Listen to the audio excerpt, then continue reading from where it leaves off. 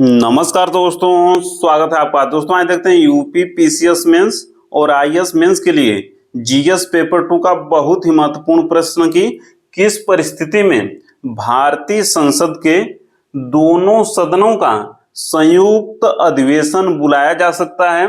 अब तक संयुक्त अधिवेशन कितनी बार बुलाया गया है? तो आंसर देखते हैं इसका कि देखिए, संविधान के अनुच्छेद 108 के तहत धन विधेयक एवं संविधान संशोधन विधेयक को छोड़कर, किन दो विधेयकों को छोड़कर? धन विधेयक और संविधान संशोधन विधेयक को छोड़कर निम्नलिखित तीन में से एक भी परिस्थिति अगर उत्पन्न होती है तो राष्ट्रपति महोदय संसद के दोनों सदनों का संयुक्त अधिवेशन बुला सकते हैं।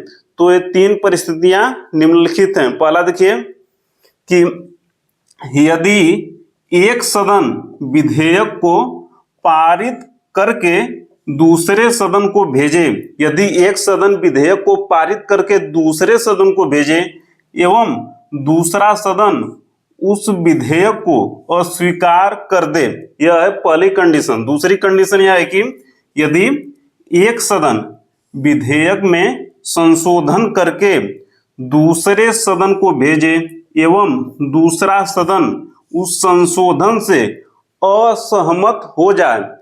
तीसरी कंडीशन देखिए कि यदि एक सदन विधेयक को पारित करके दूसरे सदन को भेजे एवं दूसरा सदन उस विधेयक को 6 माह से अधिक समय तक बिना पास किए अपने पास रखे रहे। तो इन तीन परिस्थितियों में अगर एक भी परिस्थिति उत्पन्न होती है तो राष्ट्रपति महोदय जी संसद के दोनों सदनों का संयुक्त अधिवेशन बुला सकते हैं।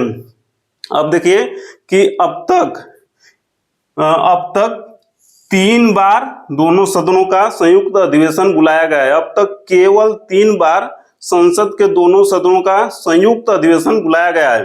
पहला देखिए, दहेज प्रतिषेध विधेयक 1960 को पारित कराने के लिए, दहेज प्रतिषेध विधेयक 1960 को पारित कराने के लिए।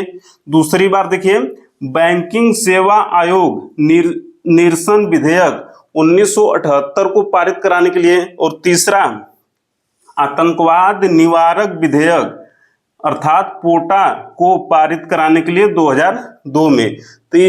केवल 3 बार ही अब तक संसद के दोनों सदनों का संयुक्त अधिवेशन बुलाया गया है और इन संयुक्त अधिवेशन की अध्यक्षता लोकसभा के अध्यक्ष ही करते हैं और इस पे जो विधेयक आता है वो सामान्य बहुमत से ही पारित किया जाता है। सामान्य बहुमत से पारित होने पर ही पारित मान लिया जाता है। तो इस प्रकार देखिए, विधेयकों पर दोनों सदनों के मध्य गतिरोध को दूर करने के लिए संयुक्त अधिवेशन का आयोजन होता है। इससे भारतीय संघात्मक व्यवस्था और मजबूत होती है, साथ ही लोकतंत्र भी मजबूत होता है। तो मिलते हैं जल्दी अगले प्रश्न में, तब तक सादर नमस्कार।